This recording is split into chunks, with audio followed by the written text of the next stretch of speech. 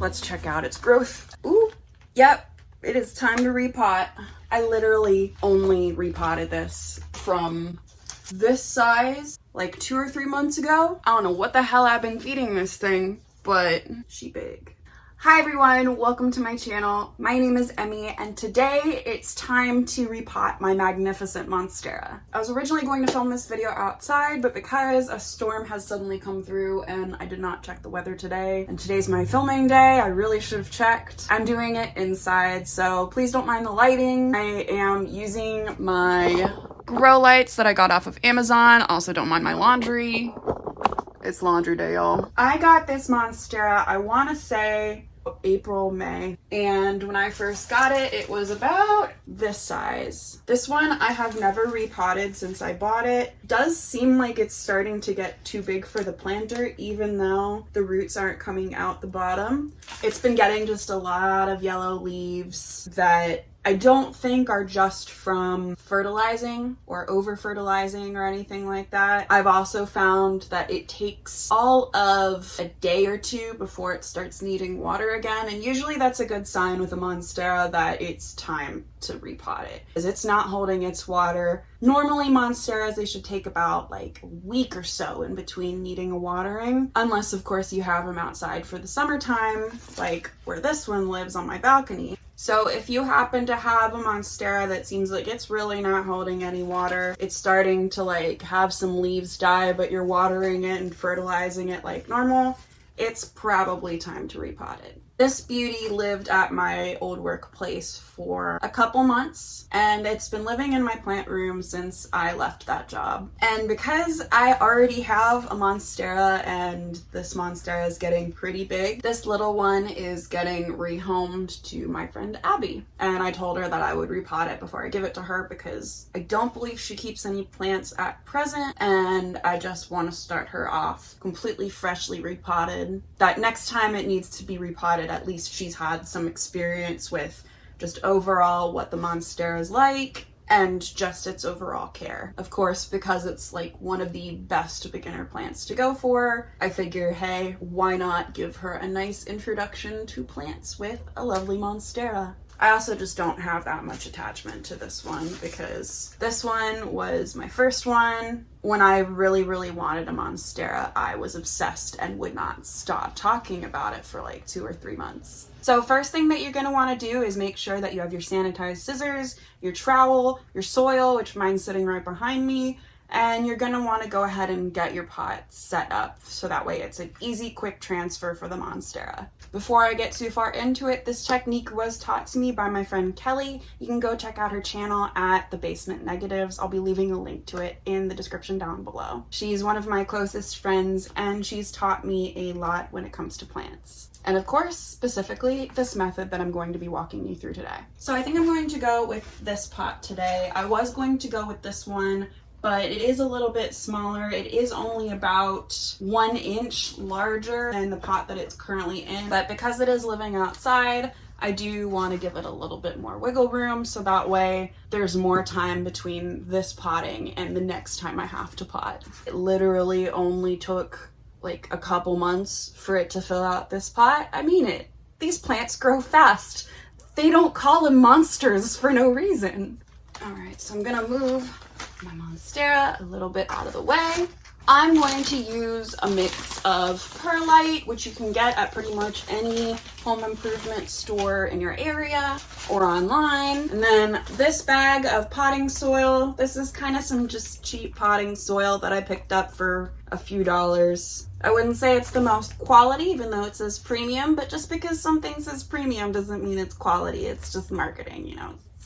It's marketing. So any good potting soil will do. This is the one that I use for all of my plants. It's just one that I picked up for decently cheap. It's maybe like $3 or $4. It's pretty decent quality for what it is. I've pretty much planted all of my indoor plants in this soil, and it's all thrived pretty much except for my one plant that needed better drainage, and I should have mixed some perlite into it. So I'm going to go ahead and open the bag and just start to break it up a little bit, but to scoop it in to your new pot.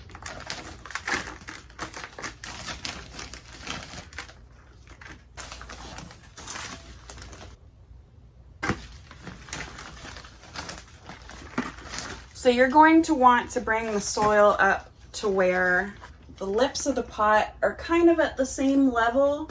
You can see the rim of the pot on the inside. That way there's enough soil and space at the bottom for the Monstera to spread its roots. Now that I've kind of got mine at the right level, I'm going to add some perlite. This bag has been sitting outside for a while, so I'm just gonna do, I think, just 1 or 2 scoops of perlite for now. And just mix that up pretty nicely. Yeah, that looks good. Nice solid blend there at the bottom. Now it's time to remove the Monstera from the pot, which is the hard part. Thankfully, the bottom roots are not too out of control yet, so it should be fairly manageable. Everyone's kind of got their different ways of removing the Monstera, but I think like one of the best ways is to sort of like massage the sides of it. You can kind of loosen the roots up a little bit. And voila! Because the roots are perfectly healthy, we're not going to do anything to really remove the soil that's currently there. I'm going to go ahead, see how it fits inside of the pot, and it's at a pretty decent level. So this is the technique that my friend Kelly taught me. She taught me that you kind of do a cross, one at the top, one at the bottom, one on either side, where you just take about that much of a cutting, so that way it's enough to like break up the roots without disturbing the entire plant too much. That's why I have a tarp on the floor. So now the roots are a little bit loosened up, that there's a lot more room for new growth. So I'll go ahead and add it to the pot. And now it's just a matter of filling in the sides. So I probably should have done this step beforehand. I'm going to blend up a little bit of soil into this bucket, so that way I can scoop it in and also mix the perlite in.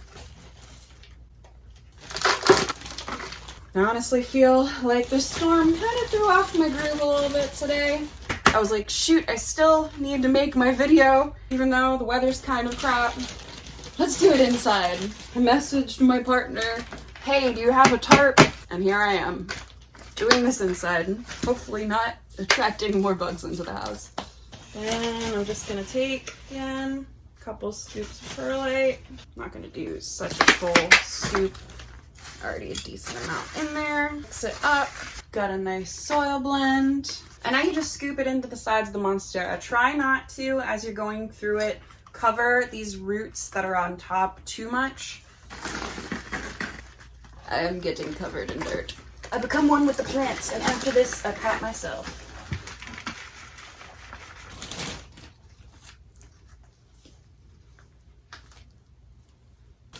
I'm just going to use my... I also find that working with soil really makes your nails look good. Like, I have constantly found that when working with soil, my nails just end up super long, and I just like blink and they're suddenly very long and healthy too. So I don't mind getting a little bit of dirt under my nail beds. Zeus made dirt and dirt don't hurt, you know? I guess it would have been Hestia? No, Gaia. I'm Greek Malaka, I should know this shit.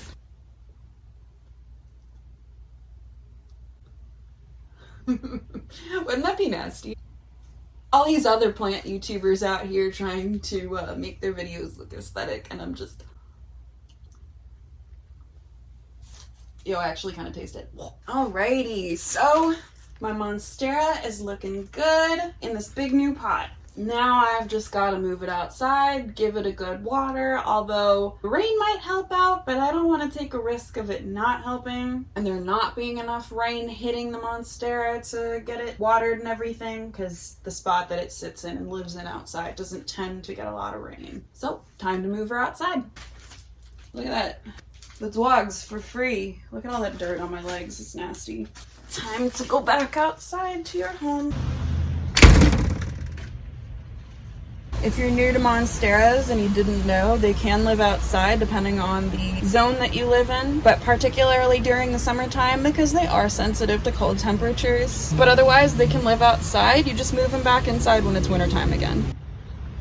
Alrighty, so now it's time to do the same thing but with this little Monstera. I'm going to move him into this pot right here since it's a perfect size for it to get a little bit of growth in and give it a little bit of time before my friend Abby has to repot it herself. So we're going to do the same soil mix again, but just a little bit less because I really don't need that much of it compared to the larger Monstera.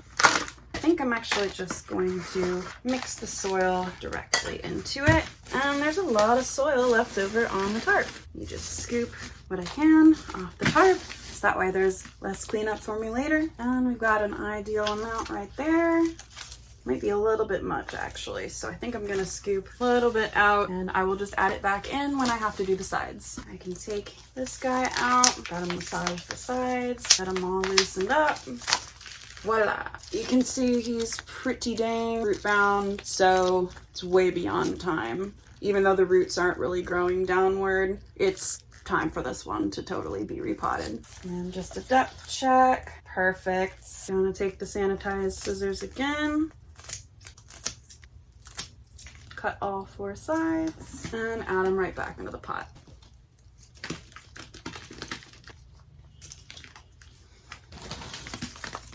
Looking fairly good here.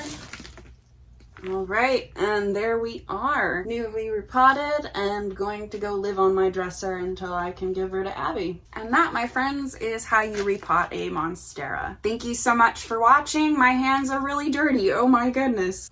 Hit that like button, hit that subscribe button if you'd like to see more. I'll be coming out with new plant repotting tutorials really soon here, working with other species like my fiddle leaf fig, my pothos, and my Sansevieria snake plant. So if you would like to see more, hit that subscribe button to get notified when those videos come out. And as always, thank you so much for watching. I will see you in the next video. Bye-bye!